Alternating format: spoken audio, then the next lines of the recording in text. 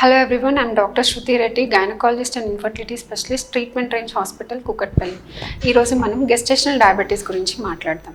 Sugar వ్యాధి ప్రెగ్నెన్సీలో వస్తే దాన్ని గెస్టేషనల్ డయాబెటీస్ అంటారు. సో ఈ గెస్టేషనల్ డయాబెటీస్ అనేది ఈ మధ్య తరచుగా చూస్తున్నాము. ముందు దీని ఇన్సిడెన్స్ అనేది 10% ఉంటే ఈ మధ్య కాలంలో 20%కి పెరిగింది. అంటే ప్రతి 100 మంది ప్రెగ్నెంట్ లేడీస్లో 20 మందికి ఈ గెస్టేషనల్ డయాబెటీస్ అనేది చూస్తున్నాం. ఇది కాకుండా ఇంకొక టైప్ ఆఫ్ డయాబెటీస్ ఏంటి అంటే over diabetes or pre gestational diabetes.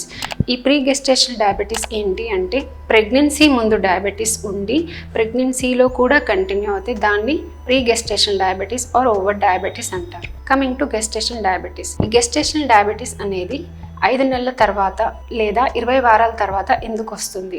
మనం చూసుకున్నట్లయితే ఎర్లీ ప్రెగ్నెన్సీలో ఇన్సులిన్ కానీ బేసిక్ గ్లూకోజ్ లెవెల్ కానీ గ్లూకోజ్ టాలరెన్స్ కానీ నార్మల్గా ఉంటుంది. దీంట్లో ఏ మార్పులు ఉండవు. కానీ 5 నెలలు దాటిన తర్వాత ఇన్సులిన్ రెసిస్టెన్స్ అనేది డెవలప్ అవుతుంది.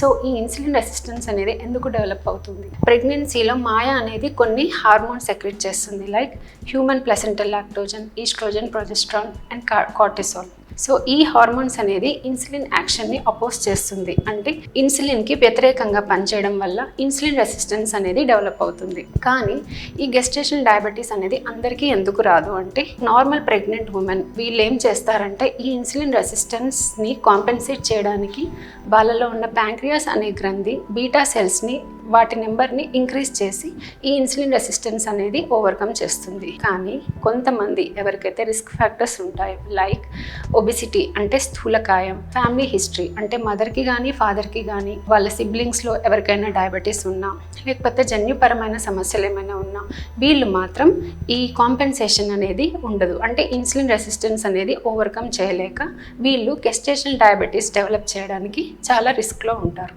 సో ఈ గెస్టేషనల్ డయాబెటీస్ అనేది మదర్ పైన ఎలాంటి ఎఫెక్ట్ ఉంటుంది? సో ఫస్ట్ వీళ్ళలో ఏంటంటే హైపర్ టెన్షన్ అంటే బీపీ ఇంక్రీజ్ అయ్యే ఛాన్స్ ఉంటుంది. ఎందుకంటే డయాబెటీస్ వల్ల మాయలో ఉన్న రక్తనాళాల్లో కొన్ని చేంజెస్ రావడం వల్ల దాన్ని ప్లసెంటల్ వాస్కులోపతి అంటారు. దానివల్ల గెస్టేషనల్ డయాబెటీస్ ఉన్న వాళ్ళు హైపర్ టెన్షన్ కూడా డెవలప్ అయ్యే ఛాన్స్ ఉంటుంది. Next infections. సో డయాబెటీస్ ఉన్న వాళ్ళలో షుగర్ లెవెల్ ఎక్కువ ఉండడం వల్ల ఇన్ఫెక్షన్స్ తరచుగా వచ్చే ఛాన్స్ ఉంటుంది. పాలీహైడ్రామ్నియోస్ అంటే ఉమ్ము నీరు ఎక్కువగా ఉత్పత్తి అవుతుంది. ఎందుకు అంటే షుగర్ వ్యాధి ఉన్న వాళ్ళు మదర్ నుంచి గ్లూకోజ్ బేబీకి కూడా ట్రాన్స్ఫర్ అవ్వడం వల్ల బేబీ కూడా బ్లడ్లో షుగర్ లెవెల్ ఎక్కువ అయ్యి బేబీ ఎక్కువ యూరిన్ ఎక్స్క్రీట్ చేయడం వల్ల ఉమ్ము నీరు అనేది ఎక్కువ అవుతుంది. ఈ డయాబెటీస్ బేబీని ఎలా ఎఫెక్ట్ చేస్తుందంటే డయాబెటిక్ మదర్ బేబీస్కి మ్యాక్రోజోమియా అంటే బిగ్ బేబీ అనేది ఉంటుంది అనమాట. బిగ్ బేబీస్ ఎందుకు అంటారు అంటే ఈ ఫీటస్లో ఉన్న రైజ్డ్ ఇన్సులిన్ ఫ్యాట్ డిపాజిషన్ అనేది ఎక్కువ చేస్తుంది. సో ఈ fat deposition especially trunk and షోల్డర్స్లో ఉండడం వల్ల డెలివరీ అప్పుడు హెడ్ డెలివరీ తర్వాత షోల్డర్ డెలివరీ అనేది చాలా డిఫికల్ట్ అవుతుంది. దాన్ని షోల్డర్ డిస్టోషియా అంటారు. దానివల్ల లేబర్ అనేది ప్రొలాంగ్డ్గా ఉంటుంది. దీంతోపాటు డెలివరీ తర్వాత పాలీహైడ్రామ్నియోస్ ఉండడం వల్ల పీపీహెచ్ అయ్యే ఛాన్స్ ఉంటుంది. అంటే సడన్ డీకంప్రెషన్ ఆఫ్ యూట్రస్ వల్ల బ్లడ్ లాస్ అనేది ఎక్కువ ఉండే ఛాన్స్ ఉంటుంది. దాంతోపాటు బేబీకి డెలివరీ తర్వాత సడన్ డ్రాప్ ఇన్ గ్లూకోజ్ ఉండడం వల్ల hypoglycaemia and respiratory distress syndrome అనేది రావచ్చు. సో ఇవన్నీ డయాబెటీస్ మదర్ పైన బేబీ పైన చేసే ఎఫెక్ట్స్. ఎవరికి చేయాలి డయాబెటిక్ టెస్ట్ అనేది? అందరికీ చేయాలి. దీన్నే యూనివర్సల్ స్క్రీనింగ్ అంటాము. అంటే సింటమ్స్ ఉన్నా లేకపోయినా అంటే లక్షణాలు ఉన్నా లేకపోయినా స్థూలకాయం ఉన్నా లేకపోయినా అందరికీ చేయాలి. ఎందుకంటే సౌత్ ఏషియన్స్ అంటే మన population by default high risk for diabetes అన్నమాట.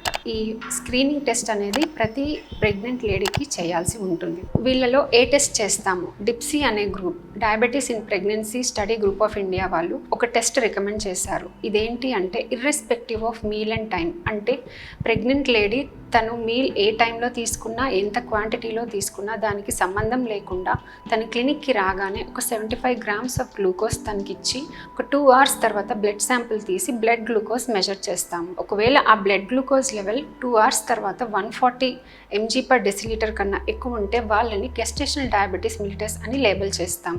అదే 200 కంటే ఎక్కువ ఉంటే వాళ్ళని ఓవర్ డయాబెటీస్ అంటే ప్రీ గెస్టేషనల్ డయాబెటీస్ అని లేబుల్ చేస్తాము. అంటే వాళ్ళలో ముందు నుంచే డయాబెటీస్ ఉందని అర్థం. గెస్టేషనల్ డయాబెటీస్ ఉన్న వాళ్ళని ఎలా మేనేజ్ చేస్తాము?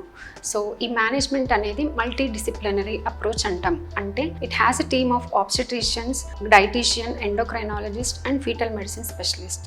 So once gestational diabetes mellitus is diagnosed, అంటే టెస్ట్లో బ్లడ్ షుగర్ అబ్నార్మల్ అని తెలిసిన తర్వాత ఫస్ట్ లైన్ వీళ్ళకి ఏంటి అంటే మెడికల్ న్యూట్రిషన్ థెరపీ పెడతాం. ఒక 2 weeks ట్రై చేస్తాం. ఈ మెడికల్ న్యూట్రిషన్ థెరపీ ఏంటి అంటే it includes diet, exercise, life style modifications. So first diet has to contain at least 30% of proteins, 30% of fats and 40% of carbohydrates.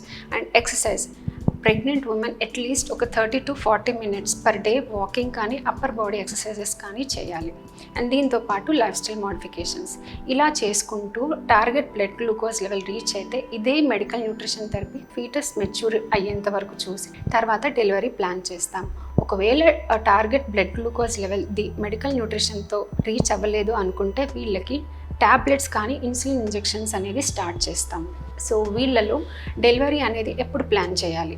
Suppose blood glucose అనేది కంట్రోల్డ్గా ఉండి మిగతా complications లేకపోతే 40 weeksకి ఇండ్యూస్ చేసి delivery అనేది ప్లాన్ చేసుకోవచ్చు. కానీ బ్లడ్ గ్లూకోజ్ కంట్రోల్లో లేకపోయినా ఇన్సులిన్ తీసుకుంటే తప్ప బ్లడ్ గ్లూకోజ్ కంట్రోల్ అవ్వట్లేదు అనుకుంటే మాత్రం 38 weeksకి డెలివరీ అనేది ప్లాన్ చేయాలి. అండ్ వీళ్ళలో నార్మల్ డెలివరీయా, సిజేరియన్ సెక్షనా అనేది depends upon baby weight. As I said earlier, macrosomia babies అనేది ఎక్కువ ఉండే ఛాన్స్ ఉంటుంది. So depending upon the baby weight and pelvic assessment, mode of delivery has to be decided. So ఈ విధంగా మేనేజ్మెంట్ అనేది ప్లాన్ చేసుకుంటాం. సో వీళ్ళలో follow up అనేది ఎలా చేయాలి? డెలివరీ తర్వాత వీళ్ళని కనీసం 12 వారాల వరకు blood sugar and HbA1c blood టెస్ట్లతో ఫాలోఅప్ చేస్తూ, దాంతోపాటు లైఫ్ స్టైల్ మోడిఫికేషన్స్ కూడా చెప్తూ ఫాలోఅప్ అనేది చేయాలి. అండ్ వీళ్ళలో గెస్టేషనల్ డయాబెటీస్ ఉన్న వాళ్ళలో లాంగ్ టర్మ్ కాంప్లికేషన్స్ ఏంటి అంటే ఎవరికైతే గెస్టేషనల్ డయాబెటీస్ ఉందో ఫ్యూచర్లో వాళ్ళకి 50% chances of developing into type 2 diabetes mellitus. అలాగే ఫస్ట్ ప్రెగ్నెన్సీలో గెస్టేషనల్ డయాబెటీస్ ఉంటే సెకండ్ ప్రెగ్నెన్సీలో కూడా there is 50% chance of recurrence అనమాట. అంతేకాకుండా babies of gestational diabetic mothers they'll have a high risk of developing adult type 2 diabetes mellitus in the future. So ఈ విధంగా మనం గెస్టేషనల్ డయాబెటీస్ అనేది ట్రీటబుల్ కండిషన్ అండి. అండ్ ఈ కాంప్లికేషన్స్ అన్నీ avoid చేయాలి అనుకుంటే ముందుగానే ప్రెగ్నెంట్ లేడీస్ అందరూ యాంటీనేటల్ చెకప్స్ చేసుకుంటూ, బ్లడ్ టెస్ట్ చేసుకుంటూ, బ్లడ్ టెస్ట్లో ఏదైనా అబ్నార్మాలిటీస్ ఉన్నా దానికి సరైన మెడికేషన్స్ తీసుకుంటూ, గ్రోత్ స్కాన్స్ అంటే baby monitoring and blood glucose monitoring ఇవన్నీ చేసుకుంటూ ఉంటే